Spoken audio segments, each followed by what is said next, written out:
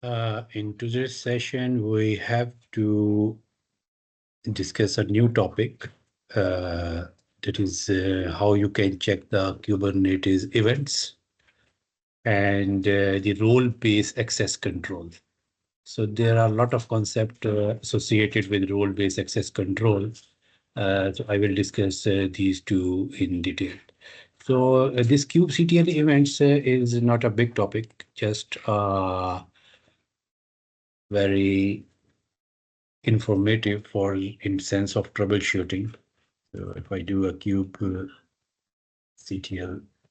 events in the documentation, you can see this documentation, kubectl events, print a table for the most important information about events. You can request event for a namespace, for all namespace, or filter to only those pertaining to a specific resource. So simple command is kubectl events, and you can get information about your cluster, what is happening. So kubectl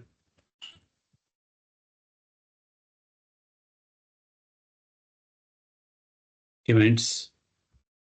So it is printing all the events about everything happening in your cluster. About you can see I just power on my cluster. So worker 1, worker 2, master 1 registered with the controller. Controller get update from the API server. So which pod started, okay? And if I want to see, for example, I have some specific namespace in my last session, I created the dev. So all the pods starting and image pulling, everything happened. Pod termination is reported here. So this is a quick view to have uh, a look on the what is actually going on in your cluster. So you can consult this documentation, and for specific pod, you can get the information with -for pod and then name of the pod, and watch -w you can use to, it will show you the real time what is happening. In JSON YML format, you can get the event, and a specific type of warning you want to see, you can get here. So this was the very simple thing about kubectl events. And next thing is role-based access control. So role-based access control is a generic term in our life. Any software we are using and that is controlled by user access, mean username, password, or authentication is required. That is controlled by role-based access control. Every software has some admin user that can have full perform the administrative level of task, can even delete the resources, can do everything.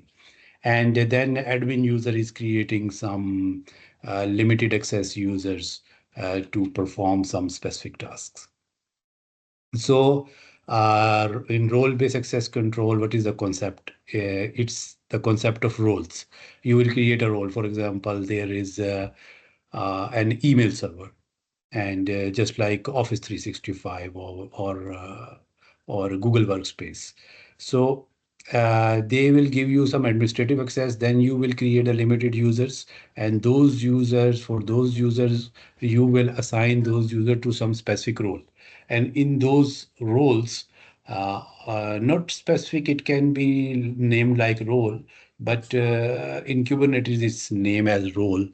But the role contain what actually the power are assigned to this role, and whatever user will get that role can perform that activity. For example, a user can create an email for Office 365, but that he cannot delete that any email or cannot change the password. So these types of limited access you will define in your role. And then you can assign those roles directly to your users or the group. The concept of group is very simple in IT. if you want to assign multiple users the same rights. So what you will do, you will create a group and you will make all the users a part of group, and you will assign a specific role to that group. So all the user of that group can perform those activities assigned by the role. Or if you want to do this activity individually, then it is difficult. I mean, every user you need to assign, you need to assign that specific role. Is a difficult job. That is easy if you create a group, and at the time of user creation, you just assign that group. That will be very easy. So here in Kubernetes, so far, what happened when I provision my cluster? So you remember, uh, uh, I am using this admin.conf file and I pull down this file to my Windows or Mac anywhere, and I can use kubectl command followed by this environment variable in your operating system.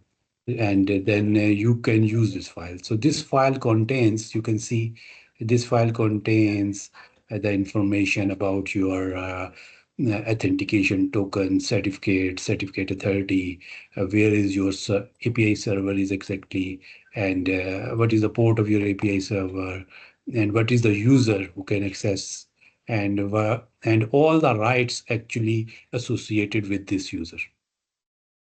So this user has some specific, you can say, role assigned that can perform the administrative task. So this kube admin file is not allowed to use in production environment. In production environment, you can have multiple administrator for your clusters.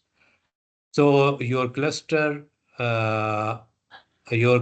can you will create the multiple user for your cluster. Each user will have the different rights, so we have to create the role-based access policy, and then we will assign those users those roles, and then we can create the certificate. This is another topic, how to create this certificate, but I am just giving you a flow that how users can have a limited user access to your Kubernetes cluster. So today's we have to clear the concept of role-based access control, uh, and concept of context we will do when we will create actually a user that can hit to API server for some specific task. So in this session, I will just explain role-based access control and service accounts, why service accounts are used. And uh,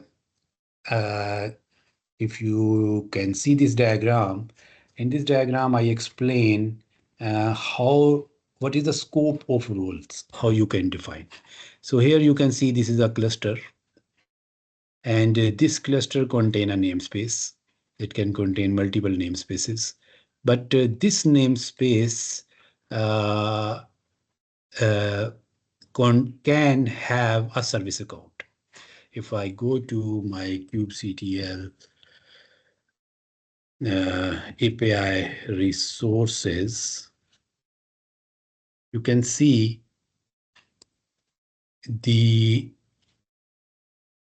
service account. A service account is a resource of Kubernetes cluster. By default, it's provisioned, and you can create your own service account.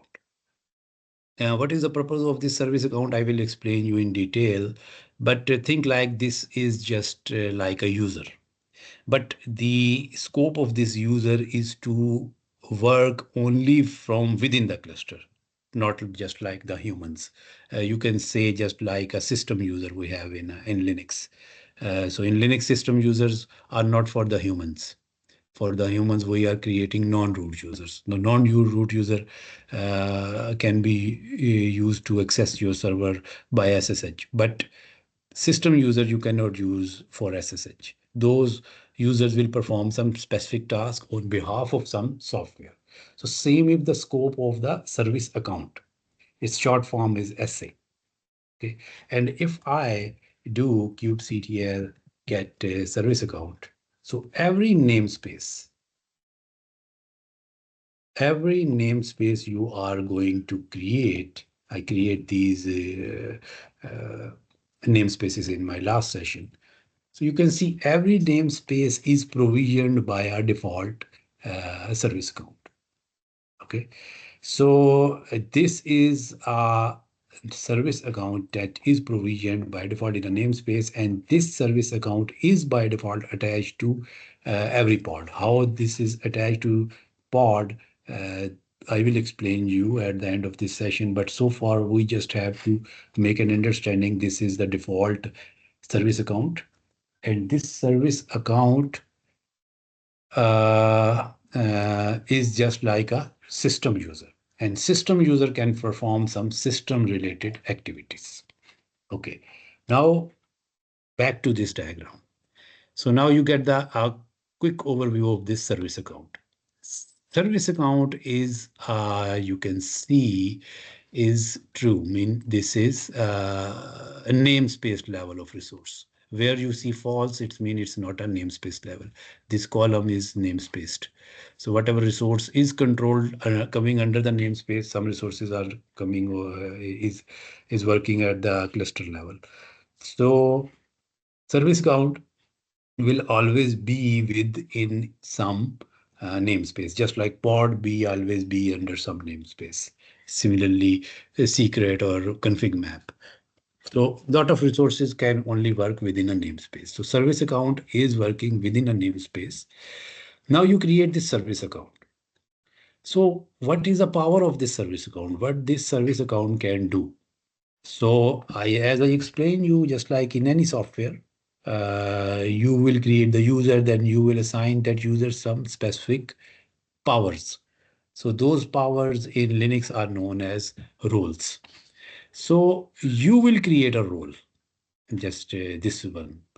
So you will create a role. In that role, you will define what type of authorities you can define in this role. Just like you can create a pod, you can delete a pod, you can list the pod, you cannot create a config map, but you can see the config map. You can not even create a secret, or you can only see the secrets. So these type of limited rights you will define in your role.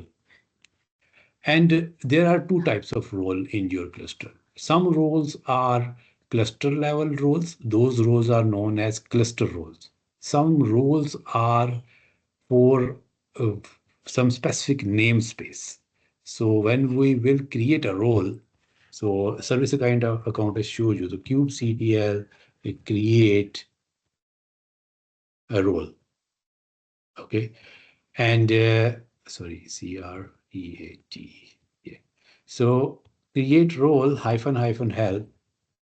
So you can see a quick overview of this command that create role, then the name of the role, and then we can define the what type of cluster resources I want to assign to this role, and any specific resource name I can even assign. And verb is the what is the power of this role to perform some specific activity on that resource. I will create shortly. You will get the idea how this is working. And just like an example, create a role name pod reader that allows user to perform get, watch, and list on pod. So kubectl create role. This is the name of the role. Verbs are verb you can define comma separated just like this, or individually you can say verb mean the rights. Get, list, watch, create. These are different rights. This is and then what resource pod or whatever API resources listed, and those API resources that are coming under some namespace you can define here. Okay, and so these are some examples. So we can create this role, and this role will have access definition of some API resource and what type of action you can perform on those resources. Then now service account and role is created, but they are not binded. there can be number of service account, there can be number of roles, but you need to assign those service accounts, those you can say service account as a user to those users, either that is a service account or for a human user, you have to assign that role. So to assign, for the assignment of that role to some user, the term is used as role binding. So we will create a role binding. In this role binding, we will define this user has this role access. Okay. And under what namespace, if you are playing if you are making within the namespace a role, its name is role. But if you are creating a role cluster wide, mean cluster level of role. So similarly, you can, if I do create a cluster role, uh, so cluster role, you can provide a name, you can provide the verb, and you can provide a namespace, same syntax. Okay. You can see this. This is a cluster level role, and here uh, you will see the same thing I show you in the role. So what is the difference in cluster role and role? So cluster role here, all namespaces pods you can get list and watch. But when you will create a role, that will be confined under some specific namespace. So in that namespace only you can read list the pod. You cannot jump in any other namespace. So roles are two types. Some roles are cluster level, mean all the resources within the namespace or not coming under the namespace are controllable by cluster role. And if you just want to assign some specific namespace related resources, then you will create simple role. So in this diagram here, you can see the cluster role is outside of namespace scope. So similarly, just like you create the role, you can also create a cluster level of role, and you can create, assign some API resources with what type of action you can perform. Now your user is there, your role is there, service account is your cluster roles, either cluster level or namespace level. Now you have to assign, so we will use the role binding. So you can see this arrow is going to role binding, and role binding is going to role within the namespace, or role binding can also connect with the cluster role. Uh, and there is another type of binding is cluster role binding. So if you want to make some user will always be within some namespace. Okay. So if you want to assign some user cluster level of role, so you can either use the role binding or cluster role binding. Okay. So, but for the namespace level of role, you can only use role binding. So I will just give you first of all the quick overview about, I gave you idea cluster role and role, and now role binding. Yes, role binding hyphen help. So role binding, the name of the role, and if you want to assign that role binding, you want to associate that role with the cluster level of role or namespace level of role. So if you want to associate with the cluster level, then I will use this. If you want to associate this binding with the namespace level, I will use this. So here, this arrow, you can see the account you can connect either by cluster level role binding or role binding, namespace level binding. So this can, you can say, is namespace level. This is a cluster bind. And then we can provide the username and the group name. If we want to associate some service account, we will assign this service account like this. So this will be the way. And then the namespace, because this is a role binding, it's a namespace level. And another thing is cluster role binding. Cluster role binding. So cluster role binding is same, but here the association of role is only cluster level of role. But in the previous example, if I show you, here it was giving you two type of roles, cluster and namespace level. But here it is only giving us the cluster level. It's mean cluster role binding cannot make an association with role. That's why I make a red arrow. This is not workable. This can only point to cluster level of role. And with the same way, user and group you can assign, and role binding can be, this user is for the human user, and this user is for the system level of user. Okay.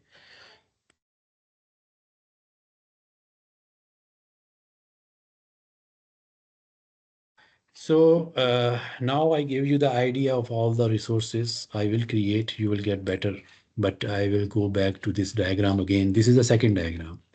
This diagram I pulled from the Kubernetes documentation. If I go to RBAC here, in the documentation, I can see some using RBAC authorization. So I will recommend you to please read all these this documentation. This documentation, role and cluster level role information, whatever I gave you. Similarly, cluster role example, they create a manifest. So role binding and cluster role level of binding, and then the association. This whole page is giving the story of this diagram. Okay, whatever I told you. But if you will read, you will get the better ideas. A reference to the resource, I will give you uh, anything else. They create the manifest. We can also create the manifest with the command line -hyphen try run client and -yml. Default role and role binding. Yes, this I will show you. By default, the cluster is provisioned with some roles and role bindings, cluster level roles, and I believe some namespace level roles are also there. And how they are binded. So there are some default system users within the Kubernetes cluster that are performing multiple operation on the behalf of your cluster. Just like in very first lecture, I gave you the idea that controller manager can talk with API, just like we are giving commands to API to perform some specific tasks. Similarly, controller manager is communicating with the API server to perform that specific task. But how that API server is communicating with, controller manager is communicating with API server by using service account. Okay, so that service account is associated with controller manager that has some specific roles and provisioning cluster level or namespace level, and then it is performing on behalf of our as the auto healing of pods.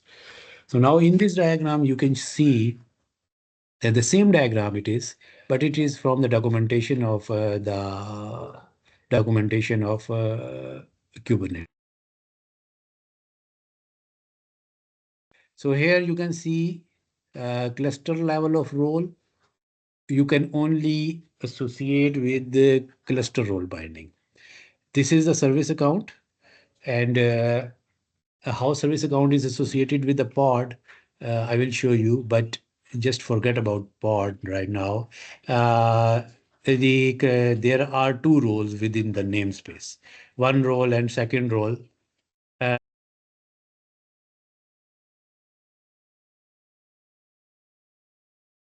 So there are two type of roles, role one and role two within the namespace, and this user service account has association with these two roles with two individual bindings. So cluster level role is associated with cluster role binding, and namespace level of role is associated with name role binding. Okay, so same thing I explained here, but here I mark a red arrow that this association is not possible, because when you will understand this concept, you will be confused at why this association is not working. So this is not the way. Only cluster role binding can connect with cluster role. It cannot connect with the namespace level of role. If you want to connect with namespace level of role, you will use role binding, not the cluster role binding. So let me start with some, for example, I have a dev namespace. Okay. So first of all, I will create a role. So kubectl create role, and name of the role, I can say just like read access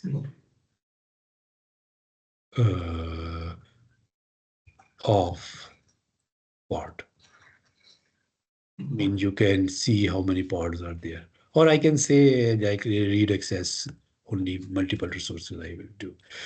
And name is given, then verb.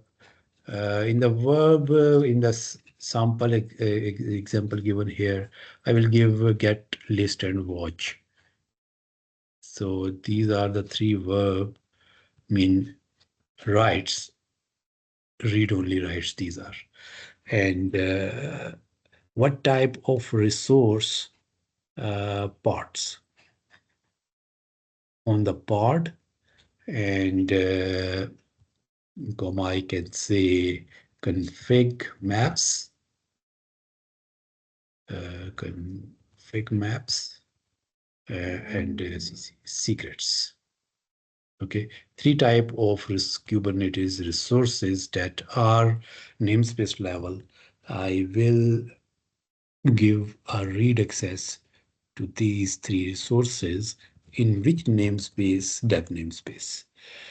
If I go to resource, and if I want to further concentrate, because in the dev namespace there can be hundreds of pods, hundreds of config map and secrets. So all are now controlled by with this policy, what I am creating now. But if I want to assign specific pods, pod one, app one, app two, specific 2, 3 pods, specific config maps, or specific secrets, then I can individually assign the resource name to, just like this resource name, just like app one pod. Okay. Similarly, if I also add here, just like deployment. Deployment I also want to control. So I can put here the name of the deployment. For example, BE deployment, name of the deployment. So only this deployment will be controlled by this role, not all the deployment with this namespace, or comma separated I can assign multiple. But right now I don't want to concentrate on the specific resource. I want to assign all the deployment, all the secret, config map, and pods to be readable by this role users in dev namespace. So this role is created. If I look into kubectl get role -n dev,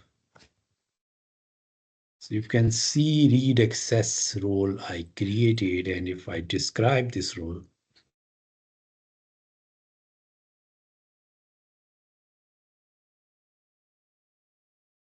so this role, these 4 resources, API resources, we can do this, and known resource URL or resource name, because I have not defined the config map specific. Otherwise, you can define here pod name, secret. All the pods, all the secret, all the config map, all the deployments are and reside coming under this namespace are controllable. So we created this role. Now we will create a service account. So to create a service account, kubectl create SA. You can also write the complete service account, but SA is short form. For example, I'm creating a service account mm, uh, user one. Okay, uh, user one, and in the dev namespace. So kubectl get SA hyphen -ndef, and you can see in parallel to default there is user created 5 seconds ago. So this is the service account. This service account does not is this service account associated with any role binding? This role binding. So I can list kubectl get role binding, BINDINGS.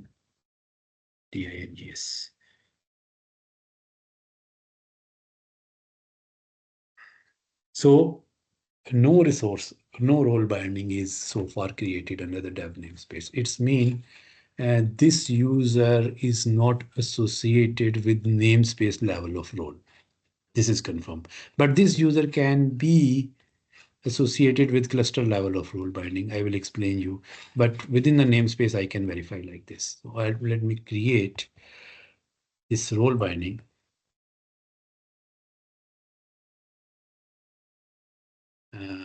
Create role binding, and I can say user one binding. Okay. Any meaningful name you can give in the dev namespace, and then hyphen hyphen help, and you can see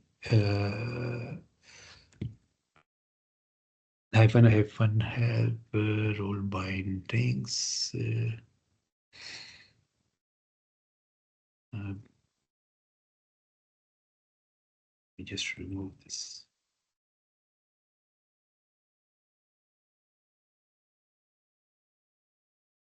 Yeah, role bindings, not role bindings, role binding.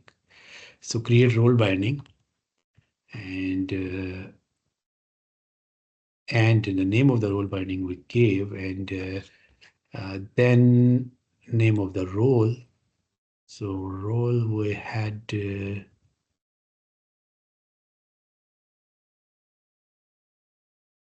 read access. Okay.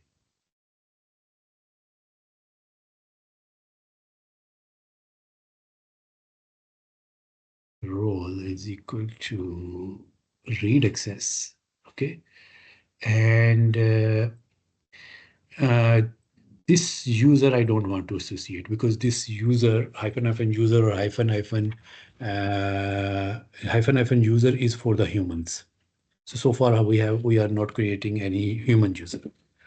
We are creating a system user. So I will use this one, system account. And then in which namespace? In the dev namespace, you can see namespace. And then the name of the colon and the name of the service account is user one. So this is a syntax to assign a role to some service account. And in which namespace? Dev namespace. This binding will be created. Create hyphen hyphen flash. I think role is equal to read access. Create hyphen help. I think I did some syntax. Role, not bindings, binding. S was additional. So kubectl get role binding in the dev namespace. So you can see user one binding is created. Now, if I describe kubectl tscrib, describe role binding, the name of the role binding in dev namespace. So here you can see this user And what type of user? Human user or system user? System user. Service account means system user. Under the dev namespace, this user residing, this type of user has read access role. And if, what is this read access role? I can do kubectl describe role read access in dev namespace. So, okay, it's mean the user one can do in dev namespace these actions on these resources. Simple. Okay. So, and this part is also done. It's mean we create a user, system user, we create a service account, we create a role, and we create a role binding, and we assign the resources. So this cycle is now completed. Now I will give you the example of the pod. So far, just make an understanding that we create a role binding, and namespace. The story, just make us a full stop here. Just make an understanding of this concept. Now, I am giving you the concept of service account. What is the benefit of use service account, and where service account can perform multiple tasks for us. So just like if I create a kubectl get pod in the dev namespace, okay. So whenever we are creating a pod, so if I do a kubectl describe pod is in this namespace. So when I describe, so here there is a section of for this pod service account. Every pod is created with a service account that is default, that is automatically created with with uh, with with default namespace. But this pod, by using this service account, cannot do anything.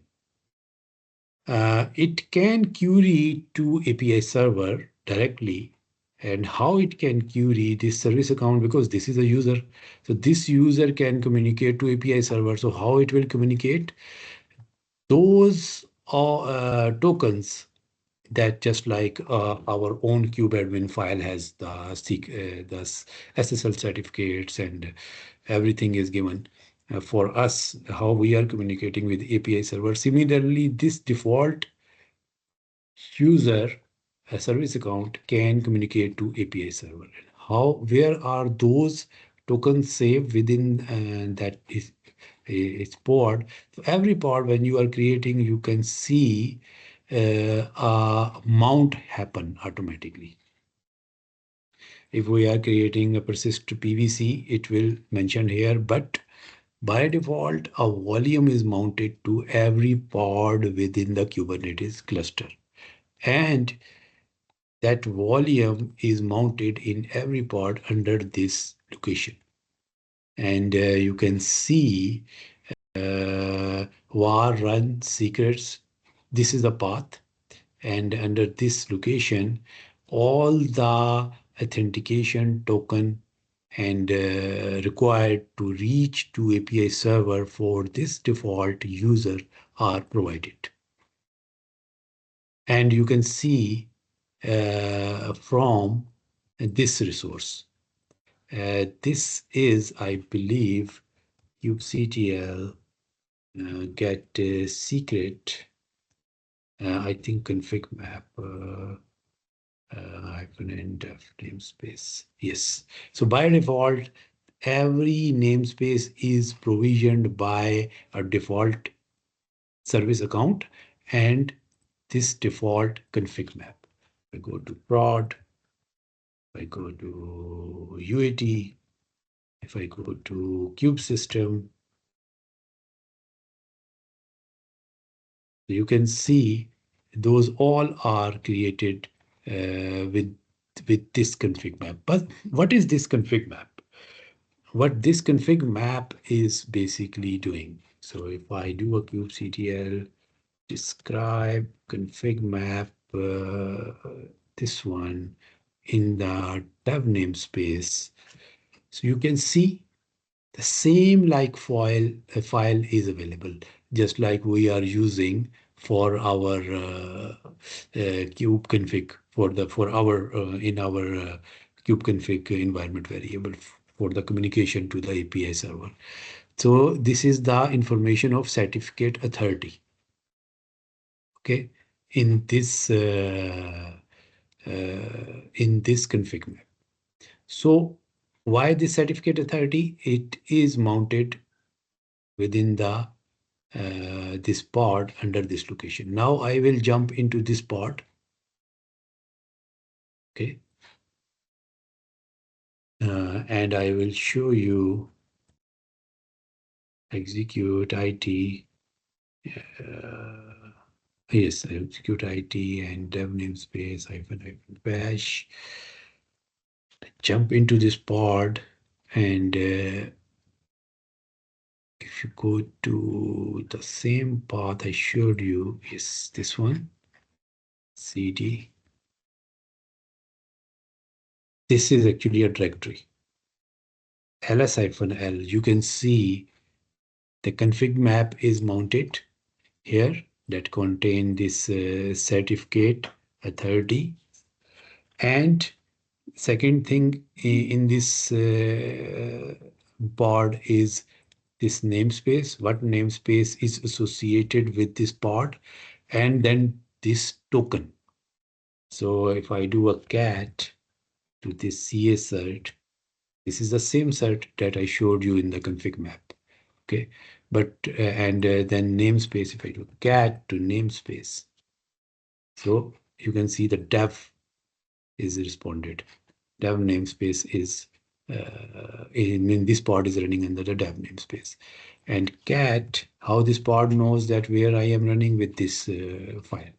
And token, this is a token that can be used to communicate with the API server. It's mean by default Kubernetes cluster is creating a system user that is named as service account, and its service account name is default, is provisioned by the cluster and associated with the pod, and that user can use these tokens to communicate with the API server. Now, if I know my API server, I am inside the pod, and I know my API server is running on 192.168.159.101. Ping command is not found. I think telnet not have. Just let me just do a apt update and apt install telnet.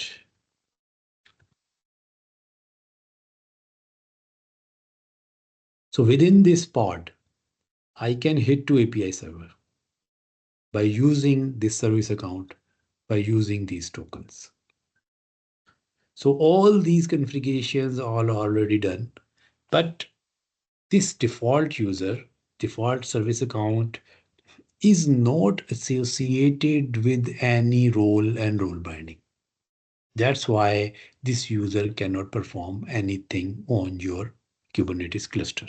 But if you assign any role binding to some advanced level of role you can create, then this pod can perform a lot of activities directly on your API on your behalf.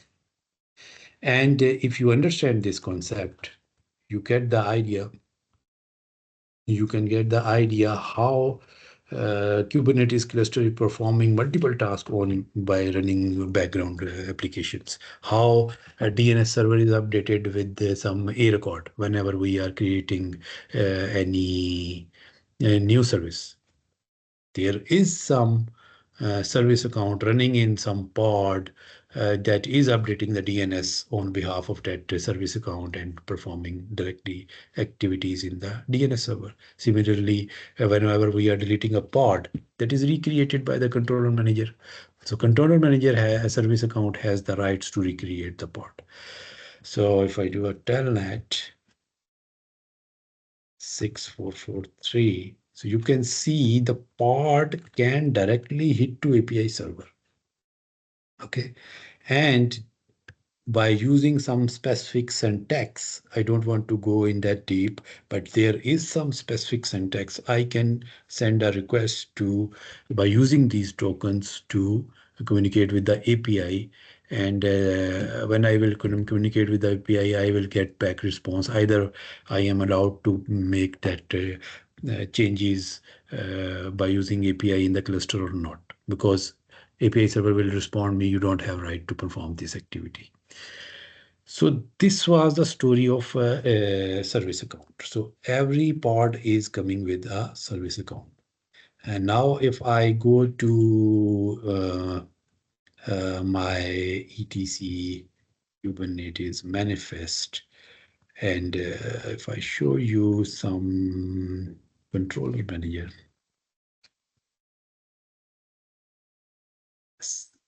as in the controller manager, there will be something related to service account.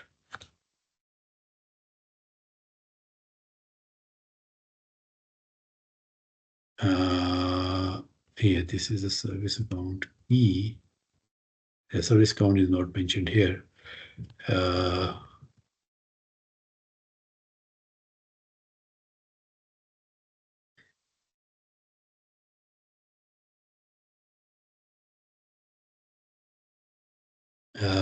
That service account, I think, I will give you another example right now. I cannot give you any, just like service account keyword I want to grab.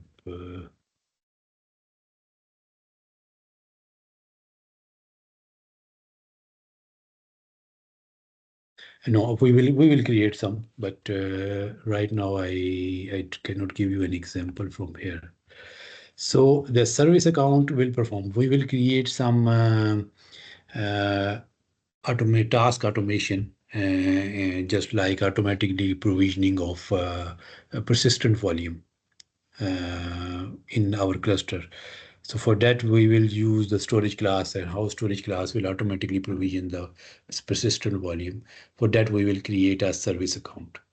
And you remember, we create this get top pod. We top node. We ran the metric server. So metric server we ran in kubectl get namespace in monitoring namespace.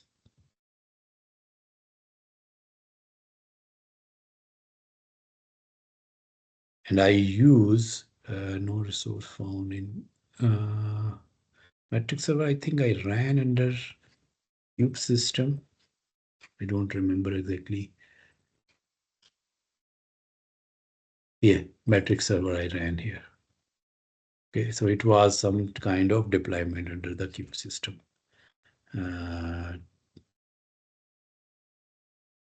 Yes, metric server deployment. So if I show you this part, kubectl scribe part in the kube system namespace. So here you can see the service account.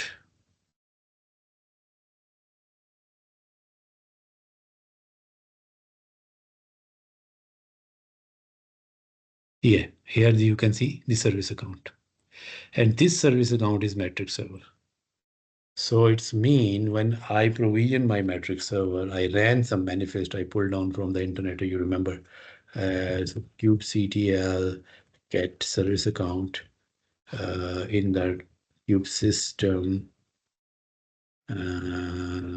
namespace, there are a lot of service accounts by default created. They are performing different actions on to make this cluster up and running. So metric server, we fetch the metric server. Yes, metric server. So here is a metric server, and if I this is the metric server, and if I look into the some roles, so these are the roles in the cube system, and I believe there will be a specific role that is used to bind role binding. Let me check. Binding. So in the role binding, this user could be associated with some specific role. Okay, so with this way we can control the service account can directly perform some action on your cluster, just like we are doing to make your cluster up and running. So now we create a role binding service account. We understand how service account is associated with the pod and how that service account can reach to API server. We did the telnet to API server, and what tokens and certificate authorities will be used by that service account to perform any specific activity within the cluster. So service accounts are the system users that can perform some specific task based on that pod. So this example I gave you, the controller manager, this deployment of kube config, this pod metric server. So this part of the metric server is using what image? If I show you, you can see this token. This is the token used by this service account, and what image is used, name of the image, yeah, this is the image.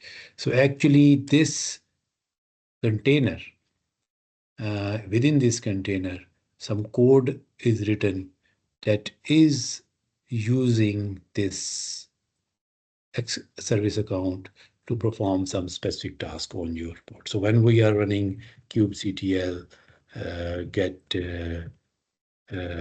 top pod, so that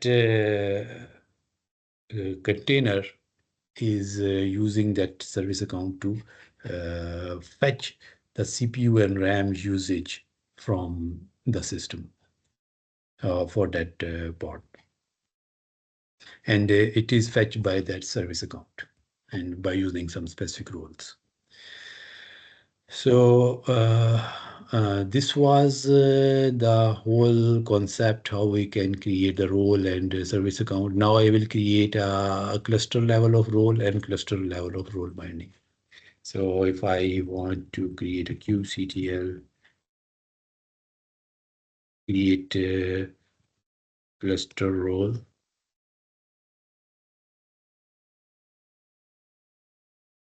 Cluster role is same like the role, but in this you can provide the resources that are beyond the namespace level. So in the example, I can say pod reader just like this.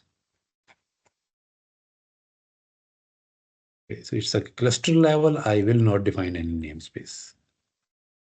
kubectl get cluster role. Okay, so I will get a list of roles because these are the predefined built-in roles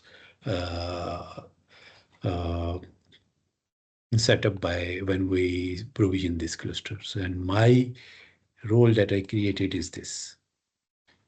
Okay, and if I show you some role, NFS client, I was trying to perform this Calico create this controller role.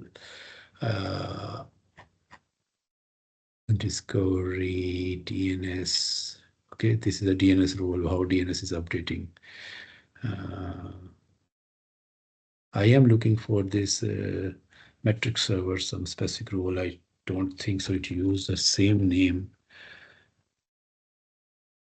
But when I provision the metric server in that config map, we can see in that manifest, we can see what role was created. Something monitoring. Yeah, this one, metric server. So this is a name of the cluster role. If I do a kubectl describe this role, this, so you can see this role can work on nodes, pods, and nodes metrics, can get the information, how it is giving us the information. And whatever role I created, pod reader, if I describe this, so it can only perform on pods, all namespaces pods. It can get list and watch. Okay, so we create this, and now if the same another service account I will create kubectl create service account, just like user 2, or same user I can also use user 1, but it will be conflicting because user 1 has the pod and namespace level 2 and cluster level 2. No problem, it will work. So service account 2 I'm creating in the dev namespace. Service account will always be under some namespace. So give ctl create role cluster level of role binding.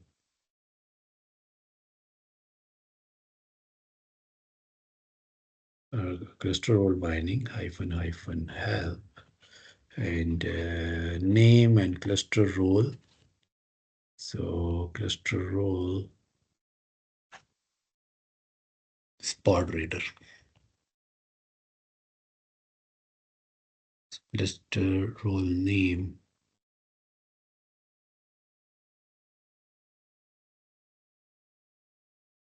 and the name of this binding I can say user to binding. Any meaningful name you can perform. And a user, it's a service account in dev namespace, and username is user2, and no need to provide the namespace because this is a cluster level of resource. So now if I show you kubectl get cluster role binding, so you will see a list of role bindings predefined by this cluster when you provision this cluster. So these are all the predefined bindings with different service accounts with different roles on the backend. And we create our, which one? User to binding. So wherever the system is written, it is created by the system by default. It is just a notation. And whatever we created as a third-party tool, we create this metric server. So this binding we create, it is created by the metric servers. kubectl, if I do a describe, store binding, so you can see the service account user 2 under the dev namespace can do on cluster level of role, have access to cluster level of role of this role. Okay. The binding will explain you which user is associated with which user is associated with which role. And if I show you this metric server I describe this. So metric server binding. This is our binding. Here you can see this is a user service account in the Kube system namespace is associated with this cluster level of role. System auth delegator. So this role, if I define this role, just to describe cluster role. So it has token viewer. You can see it can view the token. This is some resource. This is some resource it can create. So this is a long story how they design this metric server. You need to do the reverse engineering if you want to.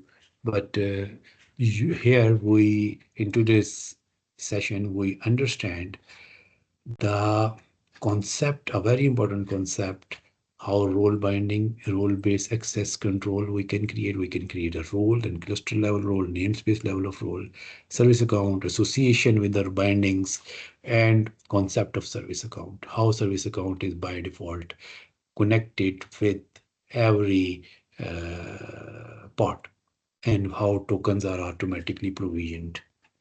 Now, as a human, I want, as a cluster admin, I have hundreds of service accounts, and I just want to see what are the ideas. One thing is, what are the actually power of this service account? Just like kubectl get service account in the dev namespace. So I don't know what this user can perform. If I follow its binding, it will be very difficult. I don't know which cluster role binding or which cluster role binding contain this user. So if I am concerning about this user roles access rights, I can use this syntax kubectl auth can I. This is very useful command. Kubectl auth --help. So kubectl auth, I can use can I check whether an action is allowed or not. Kubectl auth, can I, okay, and then, for example, I can see can I list pods as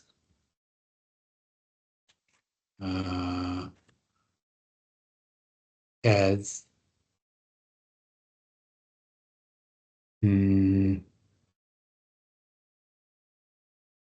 yes, list pod as system service account namespace, and it's the name of your service account in the dev namespace user1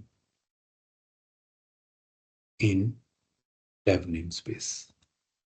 Yes, answer is yes. So this is a complete query. You can make some note. Mean I check either this user has some right. Okay, let me check.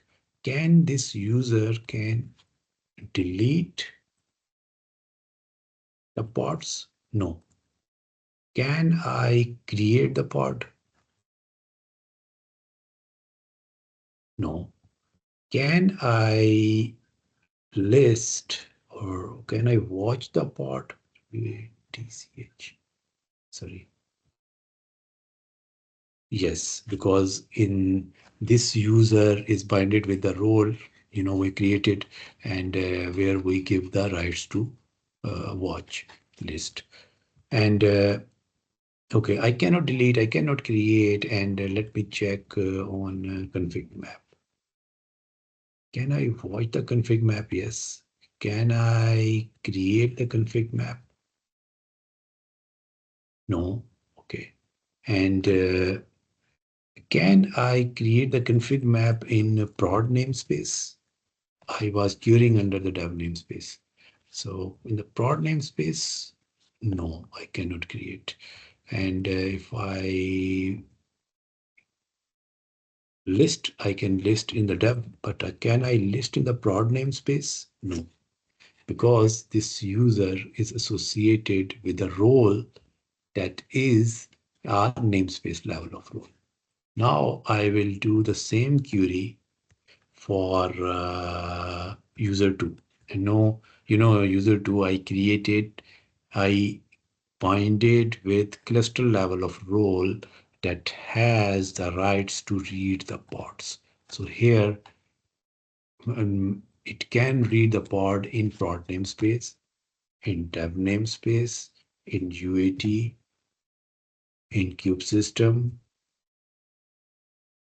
everywhere. Why? Because I gave the cluster level of role. The cluster level of role is not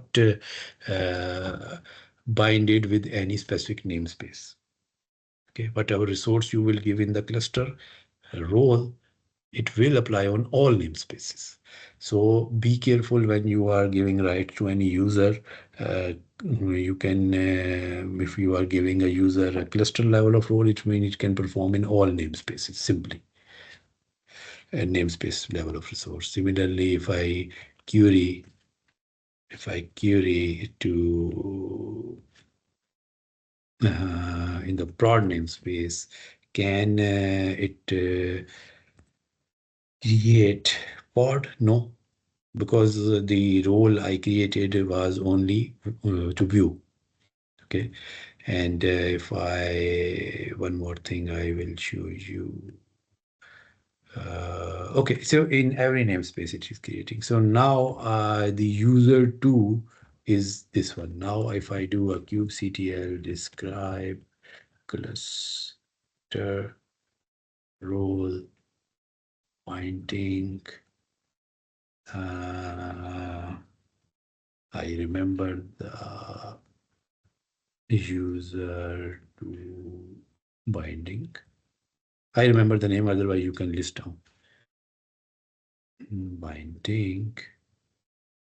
Yes, I remember this. So this is the role. So let me do an edit. I can directly edit as an administrator. And here you can see the, sorry, this is a binding.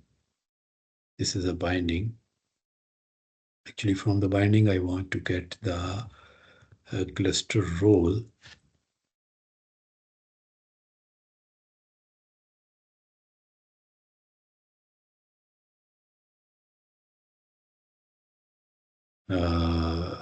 This pod lead reader role. Okay. And now I want to edit this role. ETIT. And here I gave the verb watch. I will also give here create. So you can get the list of all verbs from the documentation. This is not an issue. So now I gave the additional rights. Here I query, can I create? It gave me no.